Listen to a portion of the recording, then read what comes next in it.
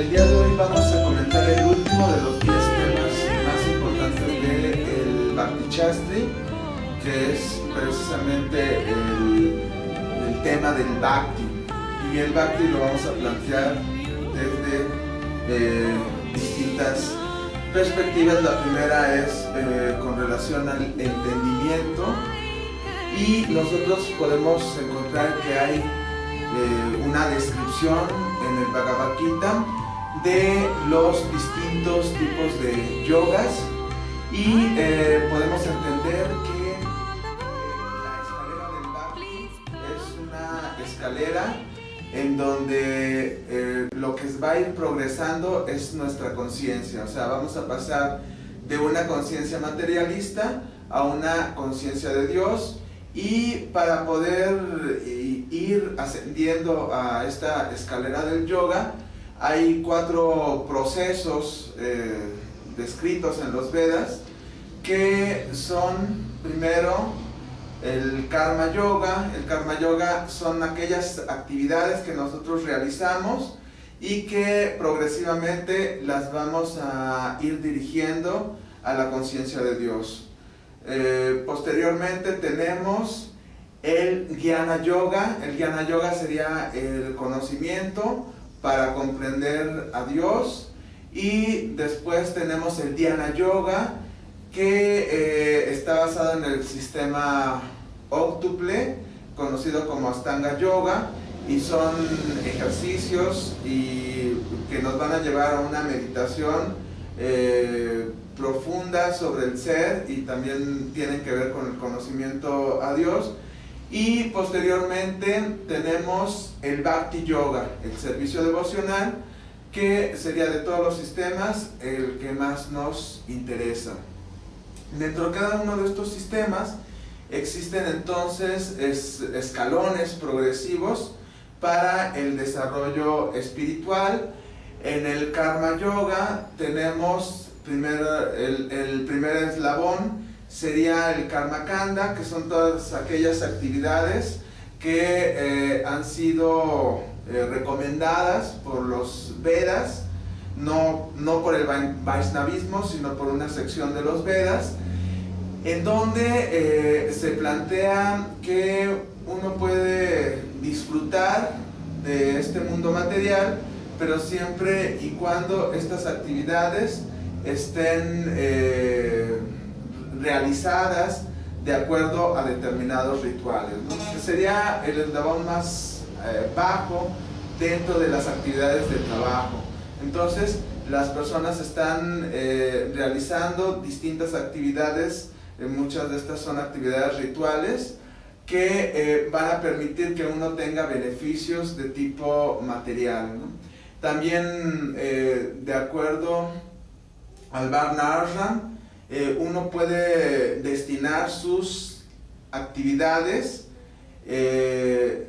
su adharma, o cuál es su tipo de obligación prescrita para un Sudra, para un Vaishya, para un Kshatriya o para un Brahmana.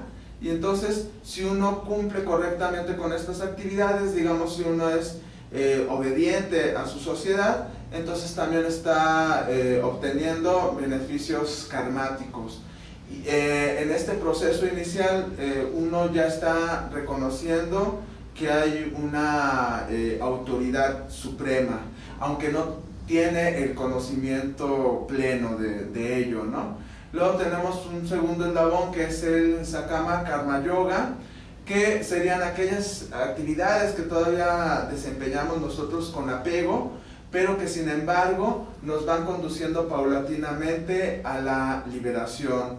En esta parte se describe con cierta profundidad en el capítulo 3 del Bhagavad Gita, y luego tenemos el Niskama Karma Yoga, que se describe en el capítulo 5 del Bhagavad Gita. En este capítulo 5 ya se están realizando estas actividades, pero con desapego y con conciencia de Dios, ¿no? Y finalmente todo este proceso a lo que nos va a llevar es al Brahma Bhuta. El Brahma Bhuta sería esta absorción con el Brahman impersonal, y esto se describe en el capítulo 18, 54, en el capítulo 18, en el verso 54. Srila Prabhupada hace un comentario importante sobre este estado de conciencia, que es el siguiente. Dice: aquel que se sitúa así en el plano trascendental llega a comprender de inmediato el Brahman supremo y se vuelve plenamente dichoso. Él nunca se lamenta por nada ni desea poseer nada. Él tiene la misma disposición para con todas las entidades vivientes. En este sentido, él llega a prestarme a mí un servicio devocional puro. Y luego el comentario que hace Srila Prabhupada: para el impersonalista, el llegar a la etapa Brahma Bhuta, la etapa en la que se vuelve uno con el absoluto, es lo máximo que existe. Pero para el personalista o el devoto puro, aún se tiene que seguir adelante. Aún hay que llegar a dedicarse al servicio devocional puro. Esto significa que aquel que se dedica al servicio devocional puro y que se le presta al Señor Supremo, ya se encuentra en un estado de liberación denominado Brahma Bhuta, o de identidad con el absoluto. Entonces, es un estado de identidad en donde ya no hay preocupación por las cosas materiales, por lo tanto no hay sufrimiento, pero sin embargo digamos que es un estado ya de conciencia superior, pero todavía faltaría más dentro del proceso. Es el estado de conciencia del Brahman, conocimiento del Brahman, pero todavía nos falta un poco más, ¿no? En el segundo sistema de yoga es el Jnana Yoga. Una persona que tiene actividades ya destinadas al Señor Supremo, sin embargo, no bastaría con eso para poderse mantener dentro del proceso de conciencia superior, sino que necesitaría el conocimiento. En el capítulo 2 del Bhagavad Gita se habla un poquito sobre el conocimiento, cuando Krishna está explicando que uno no es el cuerpo, que es un alma espiritual, y esto pues permite entender de entrada cuál es la situación que tiene Arjuna en relación a su deber de participar en la guerra, pero sin embargo no nos permite entender la posición constitucional. Sin embargo, ya cuando uno se adentra en el Jnana, entonces ya está entendiendo cuál es la postura de la Jiva y cuál es la postura del Señor Supremo. O sea, ahí estaría. Y está también explicando la parte del Kshetra y el Kshetra Gyan, que sería el campo de actividades y el conocedor del campo. Y también está explicando cuáles son las cualidades que tiene una entidad viviente y las cualidades que tiene la Suprema Personalidad de Dios, ¿no? Entonces todo esto es necesario para poder mantenerse con el conocimiento en el proceso de conciencia que estamos describiendo, ¿no?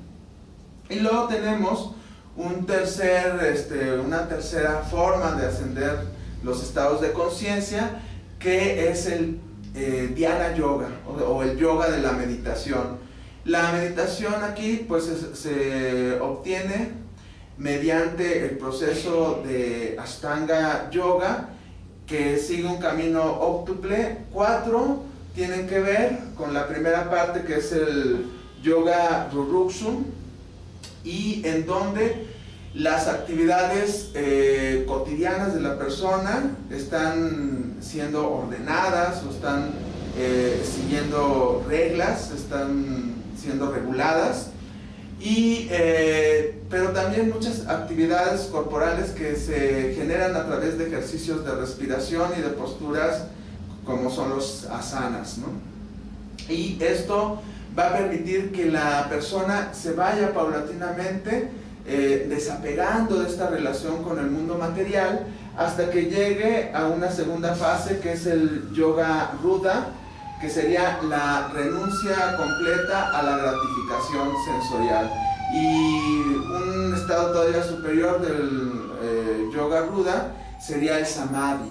El samadhi es sam quiere decir completo, adi quiere decir absorción, es cuando el ser se encuentra absorto en el Paramatma, ¿no? O sea, aquí ya no estamos en la cuestión del Brahman, o sea, de toda la creación que ha generada por Krishna, sino de esta energía que tenemos en nuestro corazón, que es Paramatma, o esta parte de la esencia divina que es Paramatma.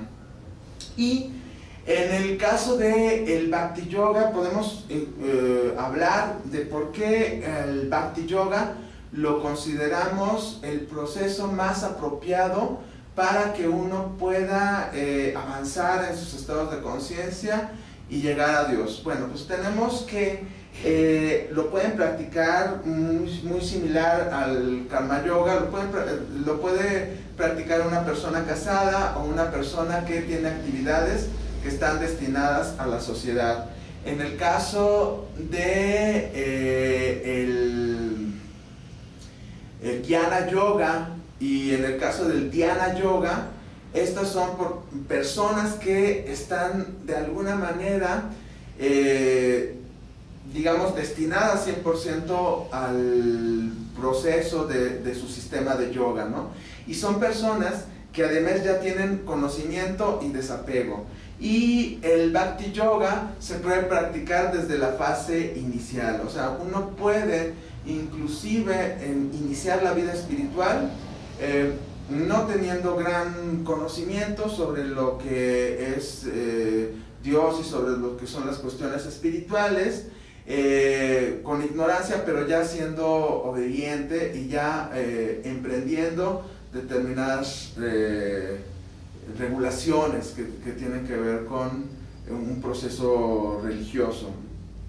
Pero también vamos a ir ascendiendo paulatinamente hasta llegar al Vaidhi Sadhana Bhakti, en donde se va a practicar el servicio devocional y se va a tener una regulación para ello. Se sigue a un maestro espiritual, el cual previamente ya dio la iniciación, se siguen sus órdenes de acuerdo a la experiencia con el proceso de conciencia de Krishna, y también se siguen las escrituras reveladas, ¿no? Esa sería la parte inicial del proceso, en donde estamos practicándolo con reglas y regulaciones, y estos pues son rígidos o de manera obligatoria.